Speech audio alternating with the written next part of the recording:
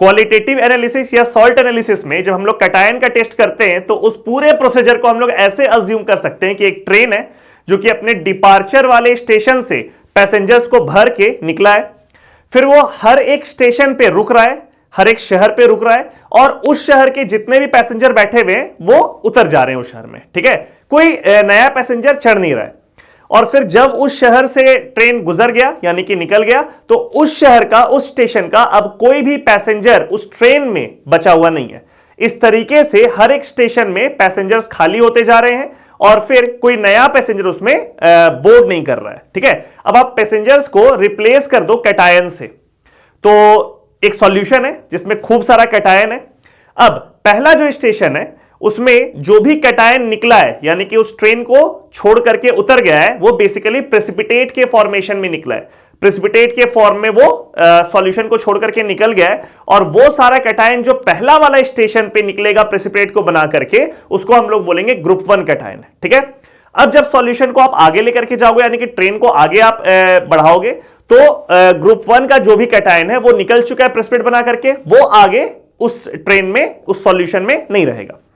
फिर अगले स्टेशन में जब ट्रेन रुकेगा तो फिर कुछ कैटायंस प्रेसिपिटेट बना करके उस स्टेशन पे उतर जाएगा यानी कि सॉल्यूशन को छोड़ देगा और फिर सॉल्यूशन आगे बढ़ जाएगा। तो सेकंड वाले स्टेशन में जो भी cation in the form of precipitate निकला है उसको हम लोग बोलेंगे ग्रुप 2 कैटायन और इस तरीके से सॉल्यूशन आगे बढ़ता जाएगा और हर एक ग्रुप में कुछ कैटायंस होते हैं जो कि प्रेसिपिटेट बना करके निकल जाएंगे। अगर वो कैटायन उस सॉल्यूशन में प्रेजेंट हुए तो निकलेंगे, अगर प्रेजेंट नहीं हुए तो ऑब्वियसली उस ट्रेन में कोई भी नहीं निकलेगा और ट्रेन सीधे बढ़ता जाएगा। तो इसको प्रेसिपिटेट जो फॉर्मेशन आप लोग को बताएं इसको थोड़ा सा हम लोग समझते हैं कि AB एक सॉल्ट है जिसको हम लोग बोलेंगे sparingly soluble salt. Sparingly soluble salt को प्रेसिपिटेट भी बोलते हैं, इसका सॉल्युबिलिटी नेग्लिजिबल होता है। ठीक है, तो ये डिकम्पोज कर रहा है A+ एक्वस और B- एक्वस में क्योंकि इसका सॉल्युबिलिटी बहुत कम है यानी कि A+ और B- का जो कंसंट्रेशन होता है सॉल्यूशन में वो बहुत कम होता है। ठीक है, अब देखो ये जो कैटायन है ये सॉल्यूशन में पहले से प्रेजेंट है, ऑलरेडी प्रेजेंट है। ठीक है, इस एनायन को आप उस सॉल्यूशन में डालें तो जैसे ही इस एनायन को सॉल्यूशन में आप डालेंगे ये A+ जो पहले सॉल्यूशन में प्रेजेंट है और ये B- जो आप डालें दोनों मिल करके ये AB को फॉर्म कर देगा और ये AB है क्या, ये AB है प्रेसिपिटेट जो कि सॉल्यूशन के नीचे में बैठ जाएगा फॉर्मिंग डिस्टिंक्ट कलर और उसके कलर से हम लोग पहचान लेंगे कि भाई कौन सा कंपाउंड यहां पर पीपीटी फॉर्म किया है और जो भी कंपाउंड पीपीटी फॉर्म किया है वो क्या कंफर्म करेगा कि सॉल्यूशन में कौन सा कैटायन प्रेजेंट था। तो ये वाला प्रोसीजर जो है वो फॉलो होता जाएगा हर एक ग्रुप में। ठीक है, कैसे बढ़ेंगे वो ट्रेन वाला एग्जांपल को सॉल्यूशन वाला एग्जांपल में कन्वर्ट करते हैं। ये देखिए पहला सॉल्यूशन है जिसको हम लोग लिखे हैं सॉल्ट सॉल्यूशन यानी कि जो आपको सॉल्ट सैंपल दिया गया है उसका सॉल्यूशन बना दिया गया है। पहला एनायन, एनायन X- कोई एक पर्टिकुलर एनायन को इस सॉल्यूशन में डाले और जो भी कैटायन ग्रुप 1 का कैटायन इसमें प्रेजेंट होगा वो इस एनायन के साथ मिल करके पीपीटी फॉर्म कर देगा। वो देखिए नीचे प्रेसिपिटेट बन गया। अगर ये पीपीटी फॉर्म होता है तो ये कंफर्म हो गया कि इस सॉल्यूशन में ग्रुप 1 का कैटायंस प्रेजेंट था। अब ग्रुप 1 में कौन कौन सा कैटायन होता है ये पढ़ाएंगे आप लोग आगे।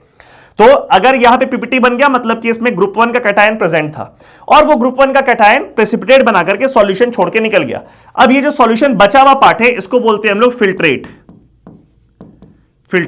फिल्ट्रेट ऑफ सॉल्यूशन 1 का मतलब पीपीटी बन गया। पीपीटी बनने के बाद जो बच गया सॉल्यूशन उसको आप दूसरे डब्बे में डाल दिए, फिल्ट्रेट को दूसरे डब्बे में डाल दिए। ठीक है, ये दूसरे डब्बे में अब जो भी सॉल्यूशन आप लोग को दिख रहा है उसमें बहुत सारा कैटायंस होगा लेकिन ये ग्रुप 1 वाला कैटायन नहीं होगा बिकॉज ग्रुप 1 वाला कैटायन पहला ही डब्बा में पीपीटी बना करके हट चुका है सॉल्यूशन से। ठीक है, इस सॉल्यूशन में ग्रुप 1 का कैटायन को छोड़ करके बाकी सारा कैटायन प्रेजेंट होगा। इसमें हम दूसरा एक एनायन डाले Y- जिसमें कि ग्रुप 2 का जो कैटायन होगा वो इस Y- के साथ कंबाइन करके पीपीटी बनाएगा। इसी फेनोमेना को फॉलो करेगा कि ये Y- है, ग्रुप 2 का कैटायन है, मिला है और बैकवर्ड जाके पीपीटी बनाया है और नीचे अगर पीपीटी फॉर्मेशन दिख जाता है आप लोगों को यानी इट कंफर्म्स कि इस सॉल्यूशन में ग्रुप 2 का कैटायन प्रेजेंट था। ठीक है, आप बोलेंगे सर एक साथ आप X- Y- क्यों नहीं डाल दिए? बिकॉज अगर एक साथ खूब सारा कैटायन पीपीटी बना देगा तो बहुत कंफ्यूजन क्रिएट हो जाएगा। ये तो हो जाएगा भाई, यहां पे पीपीटी बना मतलब इतना सारा कैटायन में कोई ना कोई तो प्रेजेंट है, बट एग्जैक्टली कौन सा कैटायन प्रेजेंट है ये बड़ा कंफ्यूजिंग होगा। तो हम लोग खूब सारा ग्रुप्स बना देते हैं सो दैट कि हर एक ग्रुप में कम कम कैटायन हो। तो कि यहां पे अगर पीपीटी बन गया तो जैसे ग्रुप 1 में ना 3 कैटायन होता है, तो अगर यहां पीपीटी बन गया तो मेरे को उन्हीं तीनों में आपस में कंपेयर करना है कि भाई इन तीनों में कौन यहां प्रेजेंट होगा। अगर मान लो वहीं ग्रुप 1 में 20 कैटायन हो जाए तो पीपीटी तो बन गया, अब वो 20 कैटायन में टेंशन कि भाई कौन से कैटायन प्रेजेंट था जो कि पीपीटी बनाया है। तो हम लोग चाहते हैं कि हर ग्रुप में कम से कम कैटायन हो ताकि अपने को टेंशन कम से कम हो, ठीक है। फिर ग्रुप 2 का कैटायन हो गया, फिर यहां जो सॉल्यूशन बचा इसको बोलेंगे सॉल्यूशन। ग्रुप 2 का कैटायन का टेस्ट के बाद जो फिल्ट्रेट बना उस फिल्ट्रेट को आप दूसरे डब्बा में ले जाओगे। अब इस सॉल्यूशन में कौन कौन सा कैटायन प्रेजेंट नहीं है, तो ग्रुप 1 का जो भी कैटायन है वो प्रेजेंट नहीं है, ग्रुप 2 का जो भी कैटायन है वो प्रेजेंट नहीं है, बाकी कैटायंस प्रेजेंट है। फिर यहां पे आप तीसरा एनायन डालें और इसी प्रोसीजर को फॉलो करते जाएंगे, ठीक है। यानी कि हर स्टेप के बाद जो फिल्ट्रेट बन करके बच करके दूसरे सॉल्यूशन में जाएगा उसमें उसके पीछे वाले ग्रुप का कैटायन प्रेजेंट नहीं होगा, क्योंकि वो तो ऑलरेडी प्रेसिपिटेट बना करके निकाल चुका है। और ये सारे पीपीटी के कलर से हम लोग डिसाइड करेंगे कि भाई इस ग्रुप 1 कैटायन में एग्जैक्टली कौन सा कैटायन है, इसके कलर से हम लोग डिसाइड करेंगे कि ग्रुप 2 कैटायन में एग्जैक्टली कौन सा कैटायन है, and so on. This is the basic procedure जिससे हम लोग कैटायन का टेस्ट करने वाले हैं, ठीक है। इसमें एक बात और ध्यान देने वाला है कि जब आप एनायन X माइनस डाल रहे हैं, अब सिर्फ एनायन तो किसी लैब में किसी बाजार में मिलता नहीं है, कंपाउंड पूरा का पूरा मिलता है। यानी कि ये X माइनस अलग से किसी बीकर में तो रखा हुआ होगा नहीं, वो होगा पूरा का पूरा कंपाउंड MX, पूरा का पूरा कंपाउंड MX। यानी कि अगर आप कंपाउंड इसमें डाल रहे हैं तो आपका जरूरत X माइनस का है, बट आपको मजबूरी में इस M प्लस को भी तो डालना पड़ेगा क्योंकि आप पूरा का पूरा कंपाउंड डाल रहे हैं। तो जैसे ही आप इस M प्लस को सॉल्यूशन में डालें, अब तो एक कंफ्यूजन हो गया बिकॉज M प्लस खुद एक कैटायन है, तो वो कैटायन ऑलरेडी सॉल्यूशन में प्रेजेंट था कि नहीं, या फिर आप सिर्फ ये MX जो डालें उसका वाला M प्लस है, ये तो कंफ्यूजन हो गया ना। जिसे हम एग्जांपल देते हैं आप लोग को, मान लीजिए कि यहां पे ऑलरेडी सॉल्यूशन में Na प्लस प्रेजेंट था और आप जो ये X माइनस का एनायन डाल रहे हैं वो ऑब्वियसली सिर्फ एनायन तो आप डाल नहीं सकते, आप तो कंपाउंड के फॉर्म में डालेंगे। तो यहां पे मान लो आप कंपाउंड के फॉर्म में डाल दिए NaCl, ठीक है। X हो गया Cl माइनस, M हो गया Na प्लस। अब ये NaCl जैसे आप इस सॉल्यूशन में डाले तो ऑब्वियसली इस सॉल्यूशन में ये Na प्लस तो आ गया। अब ये कैसे पता चलेगा कि सॉल्यूशन में पहले से Na प्लस था कि नहीं, है ना, पहले सॉल्यूशन में था, या फिर आप Na प्लस जो डाले वही वाला दिख रहा है, बिकॉज वहां तो आप डिस्टिंग्विश नहीं कर पाएंगे ना, दोनों Na प्लस है। तो जब आप कोई एनायन डालते हैं तो आप कंपाउंड के फॉर्म में डालते हैं, और कंपाउंड के फॉर्म में डालने की वजह से आपको कैटायन भी डालना पड़ जाता है, वो एक मजबूरी होता है। तो वो कैटायन का टेस्ट बड़ा टेंशन वाला चीज है कि वो ऑलरेडी सॉल्यूशन में था कि नहीं। इसलिए हम लोग एक कैटायन है NH4 plus ammonium ion NH4 plus, ये कैटायन का टेस्ट अलग से एज ग्रुप 0 कैटायन हम लोग कर लेते हैं अलग से, ठीक है। तो क्या, ताकि सॉल्ट सॉल्यूशन का थोड़ा सा सैंपल ले लो इसमें से, यहां पे थोड़ा सा सॉल्ट सैंपल लो और इसका ग्रुप 0 का टेस्ट कर लो अमोनियम आयन के लिए। अमोनियम आयन किस ग्रुप में लाई कर रहा है, ग्रुप 0, ठीक है, ताकि एक पता चल जाए कि भाई इस सॉल्यूशन में अमोनियम आयन प्रेजेंट है कि नहीं प्रेजेंट है। अगर प्रेजेंट है तब भी बहुत बढ़िया, नहीं प्रेजेंट है तब भी कोई दिक्कत नहीं है। और फिर जब भी आप ये एनायन को डालेंगे, चाहे तो यहां पे एनायन डालो, चाहे यहां पे एनायन डालो, चाहे कहीं भी एनायन डालो, तो वो जो भी आप कंपाउंड डालेंगे उसमें कैटायन कौन रहेगा, फिर NH4 प्लस रहेगा। वो फिक्स कर लो कि NH4 प्लस ही कैटायन रहेगा जो उस कंपाउंड में डालेंगे हम, ठीक है। तो अब फिर वो टेंशन ही नहीं मेरे को कि भाई NH4 प्लस सॉल्यूशन में ऑलरेडी प्रेजेंट था कि नहीं, ये हम लोग सिर्फ एडिशनल डाल रहे हैं, बिकॉज उसका टेस्ट आप अलग से सैंपल निकाल करके कर चुके हैं, ठीक है। तो अमोनियम आयन को हम लोग बोलते हैं ग्रुप 0 कैटायन, और उसको अलग से सॉल्ट सैंपल का टेस्ट कर लेते हैं सो दैट कि बाकी पूरे टेस्ट के लिए हम लोग के पास एक कैटायन रहे, डमी कैटायन, कि भाई इस कैटायन को अब इस्तेमाल कर लो। सॉल्यूशन में प्रेजेंट है कि नहीं हम लोग को ऑलरेडी पता है ये बात, ठीक है। कोई बोलेगा सर NH4 प्लस को ही ऐसा क्यों चुना गया, किसी और कैटायन को क्यों नहीं चुना गया। बाबू NH4 प्लस का सारा सॉल्ट सॉल्युबल होता है NH4 प्लस का, इसलिए आप कोई भी सॉल्ट यहां पर अगर NH4 प्लस का ले रहे हैं तो उसको कंफर्टेबली आप सॉल्यूशन में डाल सकते हैं, वो पीपीटी नहीं बनाएगा, वो डिसॉल्व ही करेगा, ठीक है। अमोनियम आयन का, ये भी आप नोट डाउन कर सकते हैं, अमोनियम आयन का सारा सॉल्ट, ठीक है, वो क्या है, सॉल्युबल है। इसलिए हम लोग अमोनियम आयन को ही in the form of compound लेते हैं, in the form of reagent लेते हैं ड्यूरिंग टेस्ट ऑफ कैटायन, ठीक है। तो अभी जो बात आप लोग को बोले, यहां पे देखिए कि सॉल्ट सैंपल जो आप लोग को दिया गया है उसको आप डिवाइड कर दिए 2 पार्ट में। ये थोड़ा सा पार्ट ले लिए, जरा सा इसमें स्मॉल क्वांटिटी में लिए इसको, स्मॉल क्वांटिटी में लिए, क्योंकि इसमें सिर्फ हम लोगों को एक टेस्ट करना है, ग्रुप 0 का टेस्ट करना है अमोनियम आयन का, और फिर जो दूसरा पार्ट है वो हम लोग यूज करेंगे test for other group cations. ठीक है, ग्रुप 1, ग्रुप 2, ग्रुप 3 सक्सेसिवली उसको हम लोग यूज करेंगे। तो ग्रुप 0 यानी कि अमोनियम आयन का टेस्ट अलग से करना है। ये टेस्ट याद रखेंगे, बहुत इंपॉर्टेंट है। कैसे करना है टेस्ट को? तो NH4+ अगर है उस सॉल्ट सॉल्यूशन में, उसको आपको रिएक्ट करना है किससे? उस सॉल्ट सैंपल को, के सॉल्यूशन को आपको रिएक्ट करना है नेस्लर्स रिएजेंट। ये टर्म याद रखना, कभी भी नेस्लर्स रिएजेंट दिख जाए क्वेश्चन में, कंफर्म है कि वहां पे अमोनियम आयन का प्रेजेंस है। यानी कि ये टर्म, ये कंपाउंड, ये रिएजेंट और किसी कैटायन के टेस्ट में इस्तेमाल नहीं होता है। नेस्लर्स रिएजेंट अगर लिखा हुआ है मतलब वो अमोनियम आयन का बात कर रहा है। ठीक है, क्या है Nessler's reagent? K2HgI4 plus NaOH और KOH, यानी कि अल्कलीन मीडियम में K2HgI4 अगर है तो उसको बोलते हैं हम लोग नेस्लर्स रिएजेंट। फॉर्मूला भी याद रखेंगे, Nessler's reagent is K2HgI4 plus some alkali. ठीक है, K2HgI4 बनता कैसे? यहां पे देखो, HgI2 और Ki को मिक्स करके बनाता है। तो हो सकता है कि एग्जाम में एक कंपाउंड दिया हुआ है, हो सकता है कि ये दोनों को मिक्स कर दे, तो मिक्स करने से नेस्लर्स रिएजेंट फॉर्म कर जाएगा। NH4+ का जो सॉल्ट सैंपल है उसको जब आप नेस्लर्स रिएजेंट से रिएक्ट करेंगे तो यहां पे एक कंपाउंड आप लोगों को दिख रहा है, ऑक्सीजन Hgi, ऑक्सीजन HgNH2। ये भी फॉर्मूला आप याद रखो, इसको बोलते हैं आयोडाइड ऑफ मिलियंस बेस, और ये ब्राउन कलर का प्रेसिपिटेट होता है। ठीक है, तो अगर सवाल में आपसे पूछेगा कि भाई नेस्लर्स रिएजेंट मिलाए थे हम लोग एक कंपाउंड में और वहां से ब्राउन पीपीटी बन गया, इसका मतलब उस कंपाउंड में पक्का NH4+ अमोनियम आयन प्रेजेंट है। पहला बात। नेस्लर्स रिएजेंट का फॉर्मूला एग्जाम में पूछ सकता है, तो फॉर्मूला भी याद रखेंगे। और जो ब्राउन पीपीटी बना है उसको बोलते क्या है? उसको बोलते हैं आयोडाइड ऑफ मिलियंस बेस, और उसका मॉलिक्यूलर फॉर्मूला क्या है? तो ये वाला स्ट्रक्चर OHgI OHgNH2, ये भी आप ध्यान में रखेंगे। तो ये वाला टेस्ट हो गया confirmatory test for ammonium ion, जो कि ग्रुप 0 का है। एक बार ग्रुप 0 का टेस्ट हो गया तो हम लोग कंफर्म हो गए कि उस ओरिजिनल सॉल्यूशन में अमोनियम आयन प्रेजेंट है कि नहीं है, और जो भी रिजल्ट आया उसके बाद फिर हम लोग ग्रुप 1 से आगे बढ़ना चालू करेंगे टेस्ट करने के लिए। देखिए ग्रुप 1 में कौन कौन सा कैटायन है, ये सब बहुत इंपॉर्टेंट है। आपको एग्जाम में पूछ सकता है कि भाई ग्रुप 1 में कौन कौन कैटायन है, ऑप्शन दे करके, या फिर एक पर्टिकुलर कैटायन को दे करके पूछ सकता है कि किस ग्रुप में प्रेजेंट है। तो ग्रुप 1 में प्रेजेंट है Ag+, Hg2 और Pb2+। ये 3 कैटायन है ग्रुप 1 का। इन तीनों का जो क्लोराइड है वो प्रेसिपिटेट होता है। ठीक है, इन तीनों का क्लोराइड्स आर प्रेसिपिटेट। तो यहां पे रिएजेंट में क्या डाल रहे हैं? डाइल्यूट HCl, ये रिएजेंट याद रखना है ग्रुप 1 का। और इन तीनों का क्लोराइड वहां पे आपको दिख रहा होगा, जो इन द फॉर्म ऑफ पीपीटी, यहां कलर ऑफ पीपीटी है, इन द फॉर्म ऑफ पीपीटी बनेगा। कोइंसिडेंटली इन तीनों का क्लोराइड जो है वो व्हाइट कलर का पीपीटी है।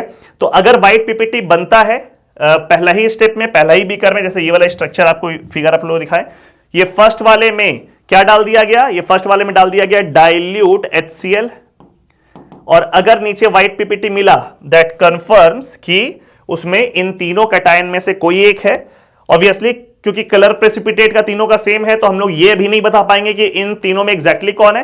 तो इन तीनों का जो अलग से टेस्ट होता है कि भाई व्हाइट आ गया तो इन तीनों में कौन है, ये हम लोग सेपरेटली बाद में कर लेंगे। ठीक है, अभी के लिए क्या हम लोग बात कर रहे हैं? ग्रुप 1 में ये 3 कैटायन है, रिएजेंट कौन सा है और कौन सा कंपाउंड बनेगा with which PPT, which precipitate, ये आप लोगों को ध्यान में रखना है। ठीक है, एक बार जब हम लोग इसका फिल्ट्रेट लेकर के आगे बढ़ेंगे, यहां एक बात नोट डाउन करना है। आप लोग को हम एक बात बोले थे यहां पे कि जब पहला वाला ग्रुप का टेस्ट हो जाएगा तो यहां से जो फिल्ट्रेट आप ये वाला सेकंड सॉल्यूशन में लेकर के जाएंगे, उस पे ना ये ग्रुप 1 वाला कोई भी कैटायन प्रेजेंट नहीं रहेगा, बिकॉज वो तो ऑलरेडी पीपीटी बना चुका है। ठीक है, इस रूल का एक एक्सेप्शन है, याद भी रखेंगे आप लोग। Pb2+ is the only cation which is present in 2 groups, group 1 and group 2। यानी कि ये Pb2+ ग्रुप 1 में भी प्रेजेंट होता है और ग्रुप 2 में भी प्रेजेंट होता है। ग्रुप 2 में कैसे प्रेजेंट होगा? बिकॉज ग्रुप 1 में अगर हुआ ये Pb2+ तो ये पीपीटी बना चुका है। एक्चुअली क्या है ना, ये जो PbCl2 है, PbCl2 है ये प्रेसिपिटेट, स्पैरिंगली सॉल्युबल, बट इसको हम लोग बोलेंगे थोड़ा बहुत सॉल्युबल ज्यादा होता है बाकी दोनों से। मतलब थोड़ा PbCl2 को हम लोग बोलते हैं पार्शियली सॉल्युबल जैसा है। ठीक है, मतलब इसका सॉल्युबिलिटी इन दोनों की जितना कम नहीं है। तो थोड़ा बहुत Pb2+, PbCl2 का पीपीटी बनने के बावजूद थोड़ा बहुत Pb2+ उस सॉल्यूशन में आगे चला जाएगा, थोड़ा बहुत Pb2+, और थोड़ा टेंपरेचर अगर हाई है तो थोड़ा ज्यादा चला जाएगा। तो जब Pb2 प्लस सॉल्यूशन में आगे बढ़ चुका है, इसका मतलब ग्रुप 2 में भी उसका टेस्ट यानी उस कैटायन को हम लोग को इंक्लूड करना है। तो यहां पे आप नोट डाउन कर सकते हैं Pb2 plus only cation present in 2 groups. ठीक है, किस किस ग्रुप में? तो ग्रुप 1 में और ग्रुप 2 में। खैर अभी के लिए ग्रुप 1 का कैटायन याद कर लो, रिएजेंट याद कर लो, और कौन सा कंपाउंड और कौन सा पीपीटी बनाएगा वो ध्यान रखो। अगला है ग्रुप 2। ग्रुप 2 का लिस्ट सबसे बड़ा है। ग्रुप 2 में इतना सारा कैटायन है, यहां पे देखो Pb2 प्लस आ गया ना वापस से ग्रुप 2 में एक बार फिर से। तो कौन कौन है? Pb2 plus, Cu2 plus, Hg2 plus, Cd2 plus, Bi3 plus, Sn2 plus, Sn4 plus, As3 plus, Sb3 plus. सारा मेटल का नाम आप लोगों को पता है, लेड, ये हो गया क्यूप्रिक, मर्क्यूरिक, कैडमियम, बिस्मथ, ये Sn2 प्लस, Sn4 प्लस दोनों टीम है, अलग अलग ऑक्सीडेशन स्टेट में, आर्सेनिक, एंटीमनी। ठीक है, अलग अलग कलर से लिखे हैं, दोनों का डिफरेंस है ये बताएंगे हम कि व्हाइट वाला का क्या मतलब हुआ और ग्रीन वाला का क्या मतलब हुआ। खैर पहले आते हैं हम लोग, पहले ये कैटायन सब याद कर लो। ये ग्रुप 2 का सारा कैटायन एग्जाम में पूछ सकता है कि ये वाला कैटायन किस ग्रुप में लाई करता है। तो ये सारा कैटायंस है। रिएजेंट है इसमें डाइल्यूट HCl प्लस H2S। पहला वाला में क्या था? सिर्फ डाइल्यूट HCl। इसमें क्या है? डाइल्यूट HCl प्लस H2S, और इसमें बनने वाला ये सारे कैटायंस का सल्फाइड का प्रेसिपिटेट। अब टेस्ट ऑफ एनायंस जब आप लोग वीडियो देखे होंगे तो उसमें हम सल्फाइड का कलर कोड लिखे थे, सारे मेटल सल्फाइड्स का, पीपीटी का कौन कौन सा रंग होता है, ये सारा उसमें मेंशन था। तो वहां भी आप देख सकते हैं, इसको भी आप नोट डाउन कर सकते हैं कि इसमें कौन कौन, ये सब सल्फाइड का पीपीटी बनाया है ग्रुप 2 में। तो कौन कौन सा पीपीटी बना रहा है देखिए, PbS, CuS, HgS black, CdS yellow, Bi2S3 brownish black, SnS ये Sn2 प्लस का बनेगा ब्राउन, AS2S3 और SnS2 ये बनाएगा येलो, और Sb2S3 विल फॉर्म ऑरेंज। ये सारा कलर है प्रेसिपिटेट का इन सारे कैटायन का। रिएजेंट भी आप ध्यान रख लो। अब इस रिएजेंट में एक बात मेंशन करने वाला है और ध्यान देने वाला है, ये जो H2S है, अब ये H2S तो अकेला सफिशिएंट है इन सब का सल्फाइड बनाने के लिए। भाई आपको सल्फाइड बनाना है इसका पीपीटी, तो आप सल्फाइड वाला कंपाउंड डालो ना, H2S डालो। H2S डालोगे इन सब का सल्फाइड का पीपीटी बन जाएगा।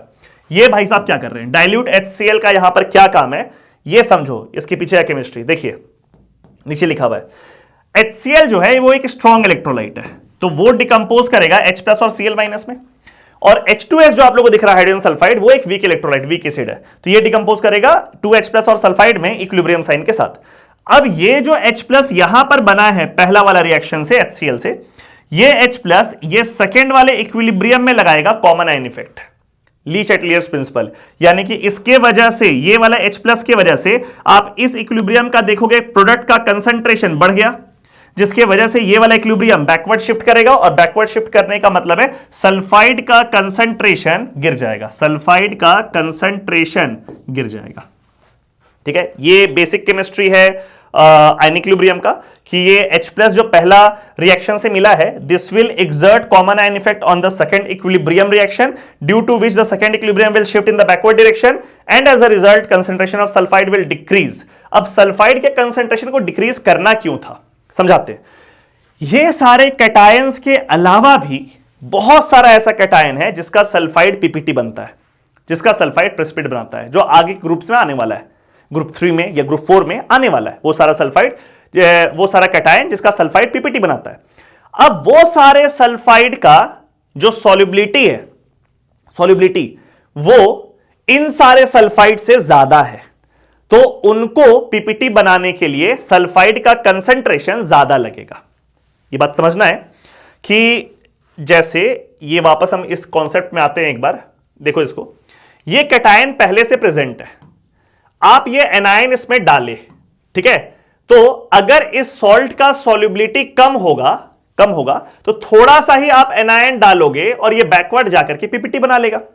लेकिन अगर इस सॉल्ट का सॉल्युबिलिटी ज्यादा होगा तो फिर ये थोड़ा सा कैटायन डालने से बात नहीं बनेगा, आपको ज्यादा कैटायन डालना पड़ेगा in order to form precipitate. It all depends कि ये कितना सॉल्युबल या कितना कम सॉल्युबल है। ठीक है, जितना कम सॉल्युबल होगा उतना कम एनायन में बात बन जाएगा, पीपीटी बन जाएगा, और जितना ज्यादा सॉल्युबल है उतना आपको एनायन का कंसंट्रेशन ज्यादा लगेगा पीपीटी के फॉर्मेशन के लिए। ठीक है, अब यहां पे देखिए वापस आते हैं, हम बोल रहे हैं कि ये सारा जो कैटायन है इनका जो सल्फाइड्स है इनका सॉल्युबिलिटी कम होता है बाकी सारे सल्फाइड से, इसलिए ये कम सल्फाइड के कंसंट्रेशन में भी पीपीटी बना देता है। ठीक है, तो हम कम ही डालेंगे। अब बोलेंगे सर ज्यादा क्यों नहीं डाल दिया, क्योंकि ज्यादा डालने से होगा क्या ना कि और भी काफी सारा कैटायन पीपीटी बना देगा। और हम आप लोगों को पहले ही बताए, एक ग्रुप में अगर कैटायन बहुत ज्यादा हो जाएगा तो वो अच्छा खबर नहीं है, वहां पे हम लोग एनालिसिस प्रॉपर्ली नहीं कर पाएंगे। जैसे इतना ही सारा कैटायन में हालत खराब हो रहा है, 9 कैटायन हो गया यहां पे, अगर मान लो इस 9 के बजाय 15 कैटायन हो जाए तो कंफ्यूजन ज्यादा नहीं हो जाएगा। यहां तो फिर भी आपको दिख रहा है, देखो कलर बहुत ज्यादा डिस्टिंग्विश नहीं है, येलो आ गया इन दोनों में कोई एक है, ऑरेंज आ गया ये वाला है, ब्राउनिश ब्लैक आ गया ये, येलो आ गया ये, ब्लैक आ गया ये, 3 है। ठीक है, मान लो ब्लैक में टोटल 9 सल्फाइड होता है। ठीक है, तो मान लो कि बाकी भी सल्फाइड यही लिस्ट में आ जाए, तो ब्लैक आने के बाद तो कंफ्यूजन बढ़ गया ना कि भाई उन 9 में कौन सा प्रेजेंट है। अभी तो पंगा फिर भी ठीक है कि इन 3 में कोई एक प्रेजेंट है। ठीक है, हम कह रहे हैं कि हर एक ग्रुप में जितना कम कैटायन हो उतना एनालिसिस बेहतर होता है। ठीक है, तो हम लोग को कोशिश करना रहता है कि हर ग्रुप में कम से कम कैटायन को रखा जाए। अगर आप यहां पे इस HCl को नहीं डालते तो ये सल्फाइड का कंसंट्रेशन ज्यादा रहता, जिसके वजह से इनके अलावा और भी कैटायन पीपीटी बना देता और उन सब कैटायन को इसी ग्रुप में मेंशन करना पड़ता, जिसके वजह से एनालिसिस फ्लॉप कर जाता। तो क्या किया गया, यहां पे HCl को डाला गया सो दैट सल्फाइड का कंसंट्रेशन कम हो जाए और यही सारा कैटायन पीपीटी बना पाए, आगे के ग्रुप का कैटायन पीपीटी नहीं बना पाए। ठीक है, क्योंकि उनका सॉल्बिलिटी ज्यादा है। यहां पे एक तरह का सवाल और आपसे पूछ सकता है, जैसे मान लो कि इसमें से कोई एक सल्फाइड आपको दे दे क्वेश्चन में, और आगे जो ग्रुप में आने वाले हैं, ग्रुप 3 ग्रुप 4 वाले जो सल्फाइड है उनको दे दे, और आपसे एग्जाम में पूछ दे कि इन दोनों सल्फाइड में सॉल्बिलिटी ज्यादा किसका है, तो आप बिना डेटा के भी आंसर दे सकते हैं, क्योंकि ग्रुप 2 पहले पीपीटी बनाया है तो इनका सॉल्बिलिटी कम होगा, और ग्रुप 3 या ग्रुप 4 बाद में पीपीटी बना रहा है मतलब उनका सॉल्बिलिटी ज्यादा होगा। ठीक है, तो जो आगे के ग्रुप का होता है उसका कंपाउंड का सॉल्बिलिटी ज्यादा होता है, पीछे के ग्रुप का कंपाउंड का सॉल्बिलिटी कम होता है। तो आई गेस ये वाला बात आप लोग क्लियर हो गया हो कि HCl को क्यों डाले हम लोग, in order to decrease the concentration of sulphide so that only group 2 cation form PPT, आगे ग्रुप का कंपाउंड पीपीटी नहीं बनाए। अब यहां पे हम बात कर लेते हैं कि ये 5 अलग कलर में और ये 4 अलग कलर में हम क्यों लिखे हैं।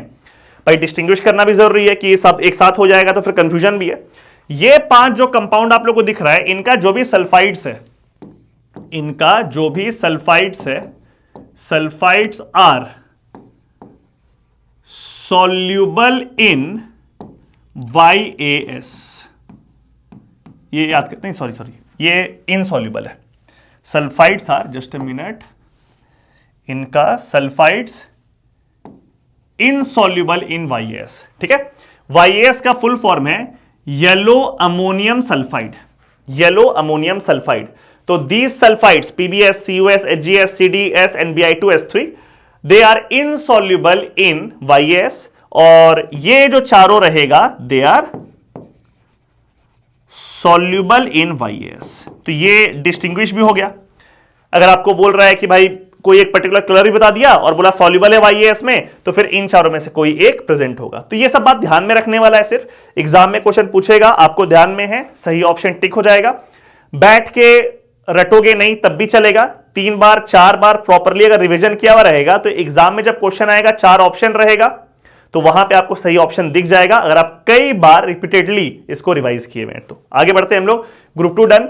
ग्रुप 3 का मतलब ग्रुप 2 का टेस्ट होने के बाद जो फिल्ट्रेट निकला है उसको अब हम लोग टेस्ट करेंगे ग्रुप 3 कैटायन के लिए। कौन कौन सा कैटायन है ग्रुप 3 में?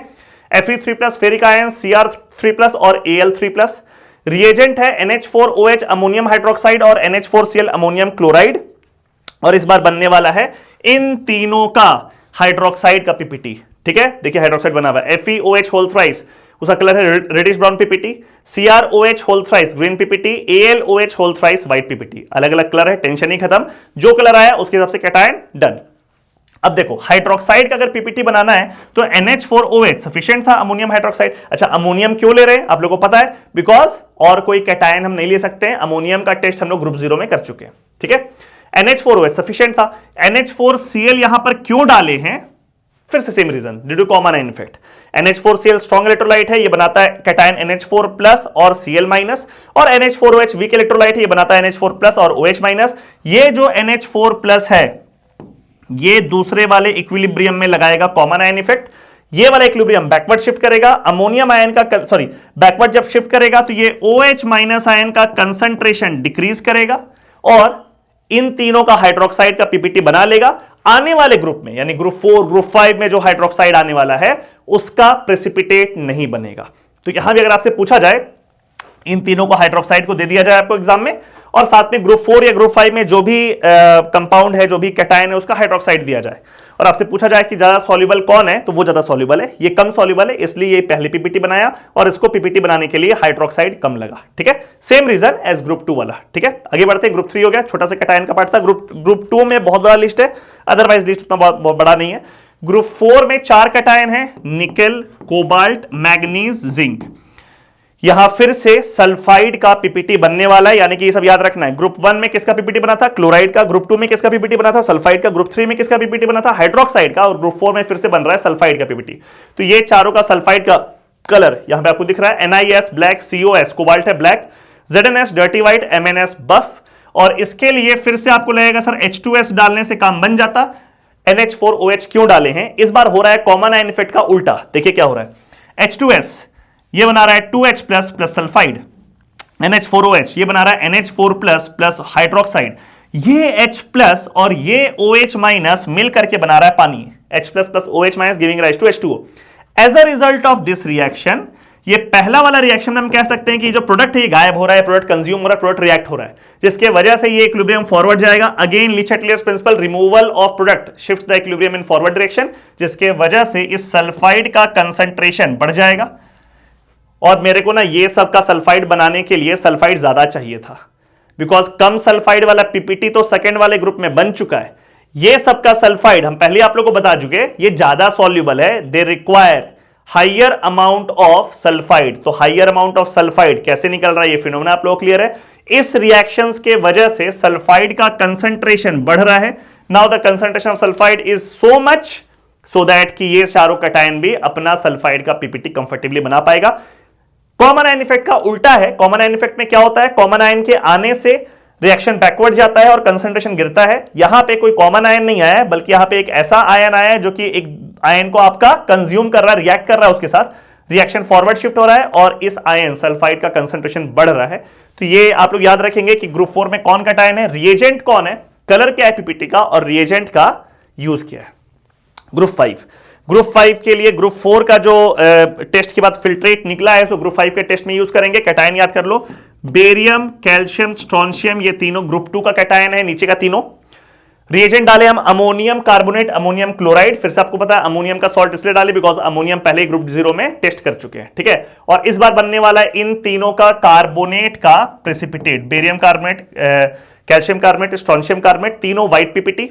अगेन कार्बोनेट का पीपीटी बनाने के लिए ये वाला कंपाउंड सफिशिएंट था। NH4Cl क्यों डाले हैं, फिर से कार्बोनेट का कंसंट्रेशन को कम करने के लिए। यहां से आया कार्बोनेट आयन, यहां से आया अमोनियम आयन, और दोनों आपस में रिएक्ट करके ये रिएक्शन किया, जिससे ये कार्बोनेट का कंसंट्रेशन गिर गया और इन तीनों का कार्बोनेट का पीपीटी बन गया। लेकिन आने वाला जो ग्रुप 6 है उसका कार्बोनेट का पीपीटी ये नहीं बना पाएगा। ठीक है, so this NH4Cl is basically used to decrease the concentration of carbonate so that cation of further group can't form PPT.